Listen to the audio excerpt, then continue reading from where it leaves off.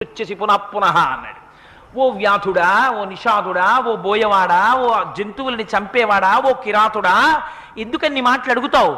ఏది చూస్తోందో అది చెప్పదు, ఏది చెప్తుందో అది చూడదు. అందుకని ఇంత అడవిలో నీకు ఇంకో జంతువు దొరకదా, పో అన్నాడు. ఏమిటి ఇందులో అర్థం? చూసేదేది కన్ను, చూసిన కన్ను చెప్తోందా? చెప్పట్లేదు. చెప్పేదేది నోరు, చెప్పిన నోరు చూస్తోందా? చూడటం లేదు. చూసేది చెప్పదు, చెప్పేది చూడదు. ఎందుకయ్యా నన్ను దింపుతావు మధ్యలో? ఇంకో చోటుకు పోన్నాడు. నిజం చెప్పాడా అబద్ధం చెప్పాడా? నిజమే చెప్పాడు, అబద్ధము చెప్పాడు. కానీ ఆ అబద్ధం ఎందుకు పనికొచ్చింది? వేరొక ప్రాణి యొక్క ప్రాణములను నిలబెట్టడానికి పనికొచ్చింది. అలా అబద్ధం చెప్పినా అది సత్యము కిందకే వస్తుంది. అందుకని ఒక్క బీజాక్షరాన్ని పలికినంత మాత్రం చేత ఆనాడు ఉతచ్చుడు ఎంత గొప్ప పండితుడైపోయాడయా! అమ్మవారి అనుగ్రహం ఉంటే ఎవరినైనా అమ్మ మార్చేయలేదా? ఇంకింతకన్నా ఏమిటి?